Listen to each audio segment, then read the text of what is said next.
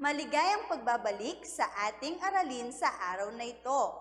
Ang ating asignatura ngayong araw ay Filipino. Handa na ba kayong matuto? Ngunit bago ang lahat, kailangan nating umpisahan ang aralin na ito sa isang panalangin. Tayo na't manalangin. Iyuko ang ating mga ulo, ipikit ang mga mata at pagdikitin ang palad. Tayo ay manalangin. Diyos Ama, maraming salamat po sa ibinigay ninyong pagkakataon upang kami ay muling matuto. Gawaran mo po kami ng isang bukas na isip at damdamin upang maisabuhay ang mga itinuturo sa amin at maunawaan ang mga aralin na makatutulong sa aming pagtatagumpay sa buhay namin. Amen. Muli, magandang araw sa inyong lahat. Kamusta kayo? Namimiss niyo na bang pumasok sa paaralan? Huwag kayong mag-alala. Alam ko na ibang-iba itong nakagisnan nating paaralan sa kung saan tayo nag-aaral sa ngayon. Kaya, ngayong araw na ito, pag-aaralan natin ang tamang pagpapakilala ng ating sarili sa silid-aralan man o sa ating virtual class. Alamin natin kung ano ang paghahanda ang gagawin ng isang batang katulad mo tuwing unang araw ng klase. Bago natin pag-aralan ang tamang pagpapakilala sa sarili, pag-aralan muna natin kung ano-ano ang mga paghahanda na dapat nating gawin bago tayo pumasok sa paaralan o bago humarap sa harap ng kamera. Una na dito, ang pagkain ng almusal. Bago pumasok sa paaralan, kailangan ang ating tiyan ay busog. Ito ay importante dahil kung ikaw ay gutom, hindi papasok sa iyong isip ang inyong inaaral.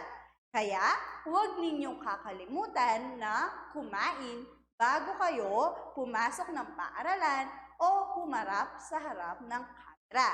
Pangalawa, magsipilyo ng ngipin. Ang pagsisipilyo ng ngipin ay araw-araw ginagawa o 3 beses sa isang araw para malinis at mapanatili nating matibay ang ating mga ngipin.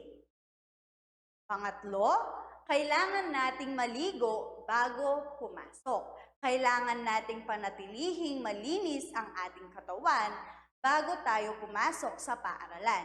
Tayo ay naliligo upang maalis ang mga duming dumidikit sa ating katawan.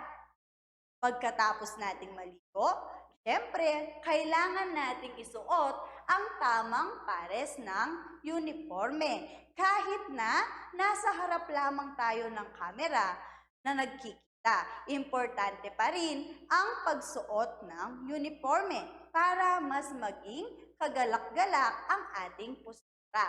Ngayon, ulitin natin ang mga hakbang na ginagawa natin bago tayo pumasok sa paaralan. Una, ang pagkain ng almusal. Pangalawa, ang pagsisipilyo ng ating mga ngipin. Pangatlo, pagliligo. At pang-apat, ang pagsuot ng tamang pares ng uniforme. Kung iyong nagawa ang mga sumusunod na hakbang, ibig sabihin, ikaw ay ready na sa pagpasok sa unang araw ng iyong klase. Ngayon, pag-aralan naman natin ang dialogo sa pagitan ni Carlo at ng kanyang ina. O anak, hanggang dito na lang ako sa gate. Paghusayan mo ang iyong pag-aaral at galagin mo ang mga guro mo. Sagot naman ni Carlo, opo, Nay. Paalam. Sa loob na silid-aralan, muling nagkaroon ng dialogo sa pagitan ni Carlo at ng kanyang guro. Ang sabi ng guro, magandang umaga mga bata. At ang sabi naman ng mga mag-aaral, Magandang umaga rin po, Binibining Sharon. Nais kong ipakilala ng bawat isa ang kanilang sarili sa klase. Sino ang gustong magsimula? Ako po, ang sabi ni Carlo. Sige, dito ka sa harapan magsalita. Bago ka lang dito, ano? Opo, bago lang po ako dito. Ako po si Carlo Ponce. 7 taong gulang na po ako. Ang tatay ko po ay si Ginoong Ramon Ponce. Isa po siyang pulis. Ang nanay ko po ay si Ginang Nancy Ponce. Isa po siyang Mars. Galing po kami sa lungsod Quezon. Kalilipat lang po namin dito sa San Mateo. Salamat po. Salamat, Carlo. Palakpakan natin ang bago ninyong kamag-aral. Nagagalak kami na dito ka nag-aral. Ngayon, muli nating balikan ang importanteng bahagi sa dialogo. Ang pangalan ng bagong mag-aaral ay Carlo. Muli, ang pangalan ng bagong mag-aaral ay Carlo. Diba? Si Carlo ay 7 taong gulang na. Si Carlo ay 7 taong gulang na. Si Carlo ay handa nang mag-aral sa unang araw ng klase. Muli, si Carlo ay handa nang mag-aral sa unang araw ng klase. Ngayon, ang pagbibigay galang ay mahalaga. Ang paggalang ay pagbibigay halaga o respeto. Lahat ng tao o bagay ay dapat nating igalang. Matanda man o bata, babae o lalaki, ay dapat nating igalang o bigyan ng respeto. Igalang ninyo ang lahat ng tao. Una, Pedro 2:17. Ang batang magalang ay kagalakan ng magulang. Siya ay kapuri-puri at ikinatutuwa ng mga guro, kaklase at mga kaibigan. Ngayon, pag-aaralan natin ang mga magagalang na pananalita, magagalang na pagbati, at magagalang na salitang ating ginagamit tuwing tayo ay may kausap na matanda o bata. Una sa mga ito ay ang paggamit ng po at opo ay ginagamit na paggalang. Bata man o matanda ang ating kausap. Ang po at opo ay tanda ng paggalang sa mga bata man o nakakatanda sa atin. Kaya't lagi nating gamitin ang po at opo, lalo na sa tuwing ang gamit nating salita ay wikang Filipino. Ngayon, pag-aralan naman natin ang mga magagalang na pagbati na ating ginagamit. Ano-ano ang mga ito? Una, ano ang ginagamit nating magalang na pagbati tuwing umaga? Ang ginagamit natin na pagbati tuwing umaga ay magandang umaga po. Uli, ang ginagamit nating pagbati tuwing umaga ay magandang umaga po or good morning sa wikang Ingles.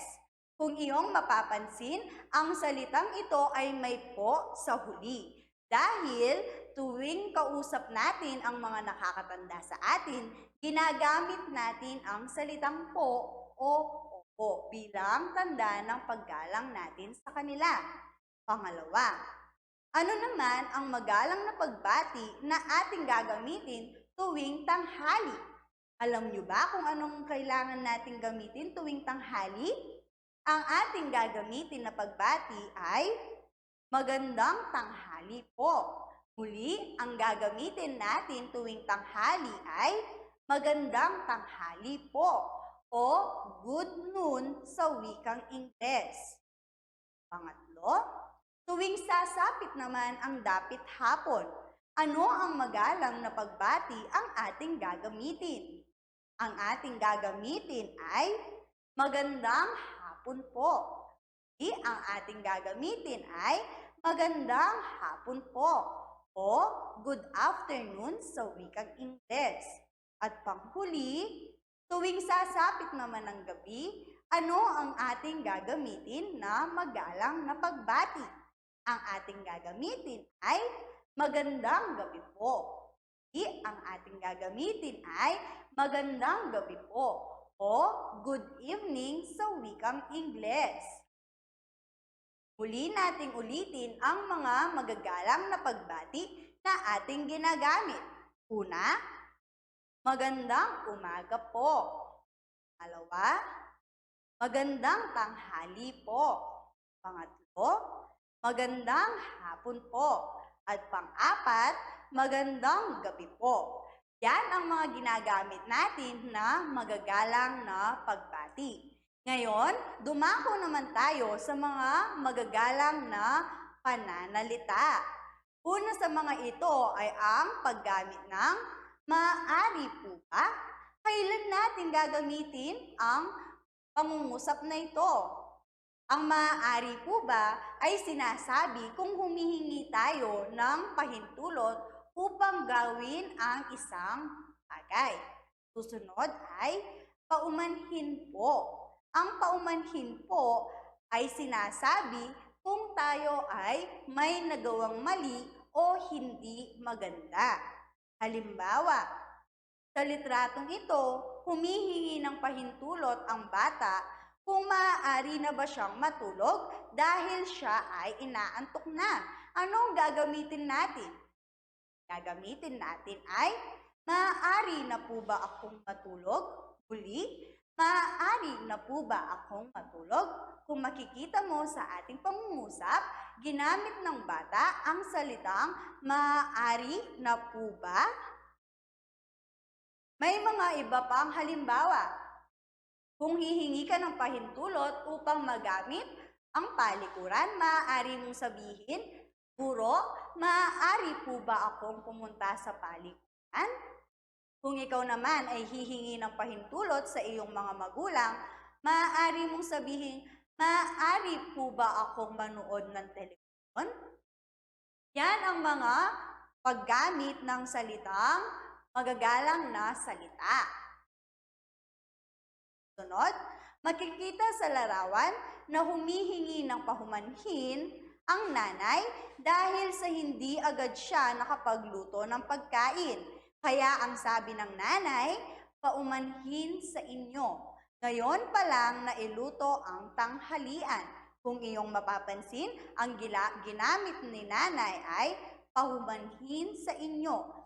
Dahil ang salitang paumanhin po ay ginagamit tuwing may nagagawa tayong mali o hindi. Susunod na magagalang na pananalita, salamat po. Uli, salamat po. Ang salitang salamat po ay sinasabi kung tayo ay nakatanggap ng isang bagay. Ngunit tandaan nyo, hindi lamang natin ginagamit ang salitang salamat po tuwing tayo ay may natatanggap na material na bagay. Minsan, ginagamit din natin ang salitang salamat po tuwing tayo ay binibigyan o binabati tayo ng ibang tao dahil sa ating ugali or pisikal na maganda sa atin. Susunod, wala pong anuman. Wala pong anuman. Wala pong anuman. Ang sinasabi kung pinasasalamatan. Kung ikaw ay nagpasalamat, ang isasagot sa iyo ay walang anuman o wala pong anuman. Mga halimbawa, ginagamit natin ang salitang salamat po tuwing tayo ay binibigyan ng isang bagay o pagkain katulad ng nasa larawan. Si nanay, binigyan niya ng sorbetes ang kanyang anak. Sasabihin ng kanyang anak, maraming salamat po. Si nanay, binigyan niya ng sorbetes ang kanyang anak, kaya ang sasabihin ng kanyang anak ay maraming salamat po. Susunod. Ngayon, makikita nyo naman na ang anak naman ang nagbigay kay nanay. Kaya ang sabi ni nanay, salamat rito. Dahil nagpasalamat si nanay, ang isasagot naman ni anak, walang anuman po. Muli nating balikan ang mga magagalang na pagbati na ating ginagamit. Una na rito ay ang magandang umaga po. Susunod, magandang tanghali po. Magandang gabi po. At magandang hapon po. Yan ang mga magagalang na pagbati na ating ginagamit. Ngayon, ang mga magagalang na pagbati naman ay magagalang na pananalita. Una na rito, maaari po ba? Muli, ang maaari po ba ay sinasabi kung humihingi tayo ng pahintulot. Susunod, pahumanhin po. Ito ay sinasabi kung tayo ay may nagawang mali o hindi maganda. Susunod, salamat po. Ang salamat po ay sinasabi kung tayo ay nakatanggap ng isang bagay o papuri. Susunod, wala pong anuman. At ito naman ay ginagamit o sinasabi kung pinasasalamatan. Ngayon, tingnan natin kung may natutuhan kayo sa ating leksyon. Meron akong inihandang maliit o makaunting pagsusulit para sa inyo. Una, kung ikaw ay kagigising mo lang, anong sasabihin natin? Magandang umaga po o magandang gabi po? Kung kagigising mo lamang, ano ang sasabihin natin? Magandang umaga po o magandang gabi po? Magaling! Ang ating sasabihin ay magandang umaga po.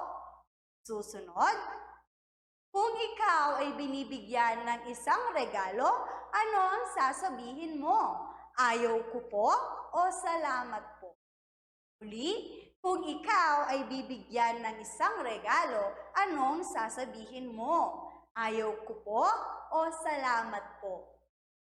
Magaling! Ang iyong sasabihin ay salamat po. Susunod, kung makikita nyo sa larawan na nandiyan na ang mga bituin, anong oras na kaya iyan? Or anong magalang na pagbati kaya ang ating gagamitin sa oras na iyan? Magandang umaga po o magandang gabi po? Magaling! Ang ating gagamitin ay magandang gabi po. Sunod, makikita nyo sa larawan na nakabasag siya ng florera. Ano kaya ang dapat niyang sabihin sa may-ari ng florera? Magandang tanghali po o pahumanhin po? Muli, nakabasag siya ng isang florera. Ano kaya ang kanyang dapat sabihin? Magandang tanghali po o paumanhin po? Magaling! Ang dapat mo sabihin kapag ikaw ay may nagawang mali ay paumanhin po. Susunod, makikita niyo sa larawan na ang batang lalaki ay binigyan niya ng regalo ang batang babae. At ang sabi ng batang babae, maraming salamat. Ano kaya ang dapat sabihin ng batang lalaki? Magandang gabi po o wala pong anuman? Magandang gabi po o wala pong anuman? Magaling. Ang dapat niya sabihin ay wala pong anuman. Ngayon, gusto kong sagutan ninyo ang inyong libro sa Filipino, pahina 5 hanggang sa pahina 10. Muli, gusto kong sagutan ninyo ang inyong libro sa Filipino, pahina 5 hanggang pahina 10. At kung kayo ay may katanungan, maaari nyo akong i-chat o tawagan sa aking messenger. At maaari din kayong mag-chat sa ating Google Classroom. Yun lamang at gusto ko na kayo ay maraming natutunan sa araw na ito. Sa susunod muli, paalam!